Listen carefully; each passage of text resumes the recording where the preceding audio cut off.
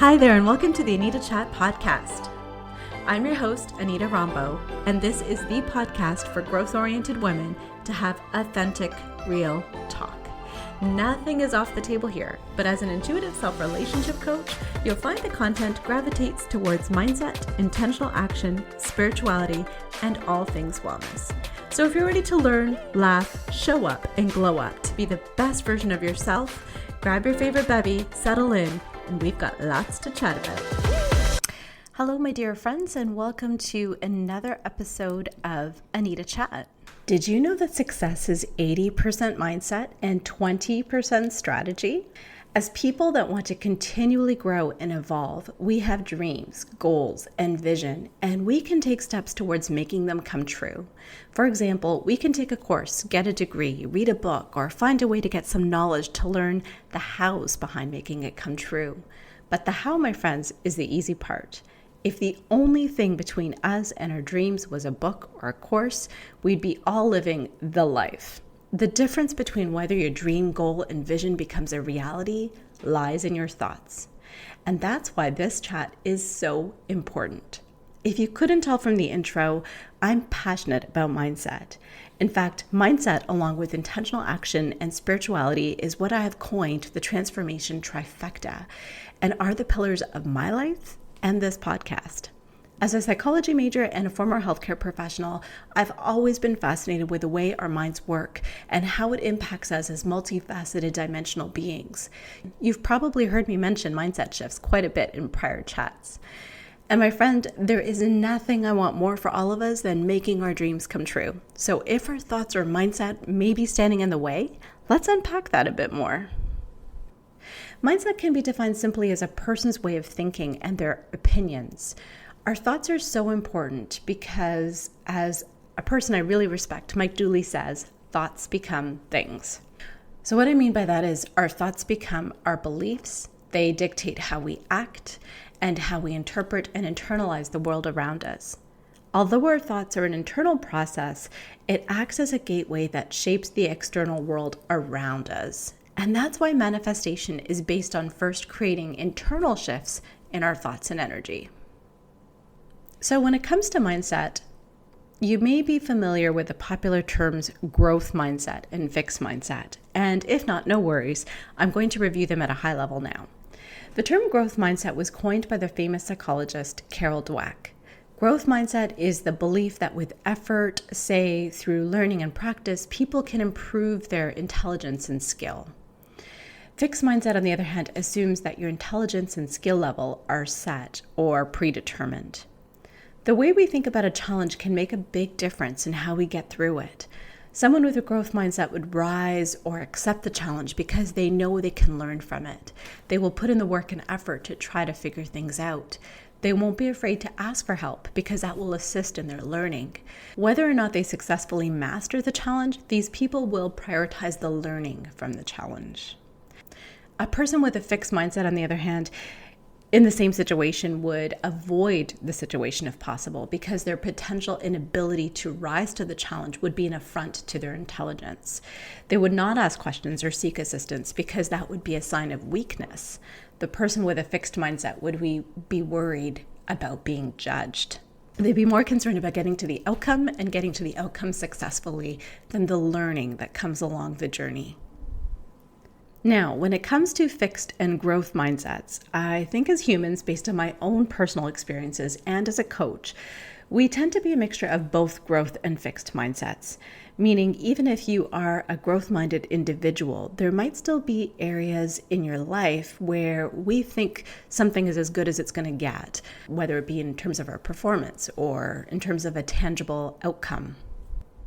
And chances are this type of thinking stems from conditioning or prior experiences that probably took place in our early childhood. As I mentioned before, I've always been extremely fascinated with the mind and behavior and overall the mind, body, and wellness connection. And after I completed my undergraduate degree in psychology, I went on to pursue a degree in occupational therapy, and I practiced as an OT for over a decade. And during that time, I spent the bulk of my career working with patients who had neurological conditions or injuries such as strokes and brain injuries.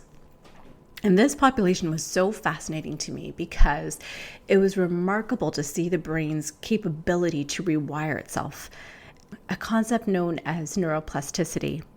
In a nutshell, what it means is that your brain is able to grow and evolve and rewire its neural pathways. Think of them as wires in your brain. The more you use or activate certain wires, the more that pathway gets strengthened. So in case you're wondering why I'm bringing this up, the good news is that if you want or choose to, you can make the choice to rewire your brain and transform your fixed mindset to one of growth.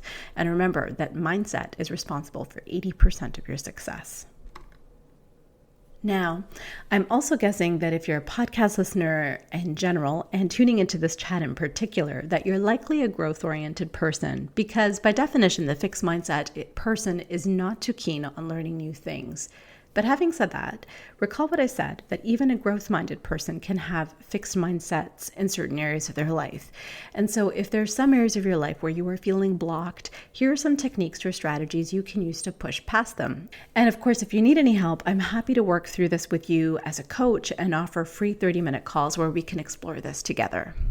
So are you ready for some of those techniques and strategies? Let's get right into it. So the first one is, instead of thinking, I can't do this, think I can't do this yet. I can't do this implies a finality, whereas I can't do this yet implies that you will be able to in the future, maybe with some more practice or learning or effort. So instead of resigning yourself to giving up, by adding that word yet, you're implying hope. You're implying that you will eventually get there. And that's a great way to bust through that block. Secondly, think, why not me? This reframes the limiting thought that you aren't worthy to more of a question of why are you not worthy? It encourages you to think through other circumstances where you've persevered. It flips the script from can't to can. You can also use why not me to compare yourself to other people that are in similar situations as you, but have been able to achieve the goals that you want. If they were able to do it, why not you? Now, truth be told, I'm not a huge fan of using why not me to compare to other individuals, just because I think we are all on our own unique journeys and we shouldn't really compare to one another. But if you're unable to use why not me on yourself, then this is the next best thing.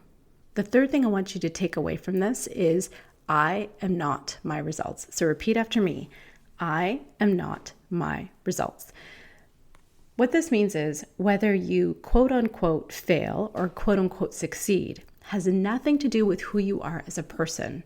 And I know that if you succeeded, you might wish to take some of that credit, but let me tell you, it has nothing to do with who you are. It does not define you. It may inform some of the characteristics of your personality. So for example, you may have gotten the results you got because you're a hard worker, you're determined, you're motivated, you're resilient, you're a problem solver. Or you may not have gotten those results because you were not a hard worker, determined, motivated, resilient, or a problem solver. So reminding yourself that you're not your results implies that you have the ability to work on some of those characteristics to give you the results that you want in the future. And the last shift that I want to leave you with is, what can I learn from this? By asking yourself this question, you're reminding yourself that everything is a learning opportunity. And by doing so, you won't be as afraid to take risks or ask for help or try a new approach to solving your problem. And that's because with a growth mindset, you're opening yourself up to the learning in the journey versus with a fixed mindset, you're thinking that you need to have all the answers. And that's a lot of pressure to put on yourself. Whether something works or not in getting to your goal gives you more clarity and positions you to course correct or tweak the process and try again. So by asking yourself this question, it will switch your perspective to enjoying the journey for the sake of learning and taking that pressure off, with the bonus of potentially getting to your desired outcome as well. And so, my friends, a friendly reminder to note that it's perfectly normal to feel those blocks that come up from time to time, but just because we feel blocks in them doesn't mean that we have to stay there. And so I hope that when you find yourself in those situations, that you will use the 4 things that we just talked about to bring yourself to a different mindset perspective. So remember, instead of thinking, I can't do this, think, I can't do this yet. Why not me? I am not my results. And what am I learning from this? And with that, friends, I think that's a wrap on this chat. Thanks for tuning in, and I can't wait to chat with you next week. Thank you so much for tuning into this episode of the AnitaCHAT podcast.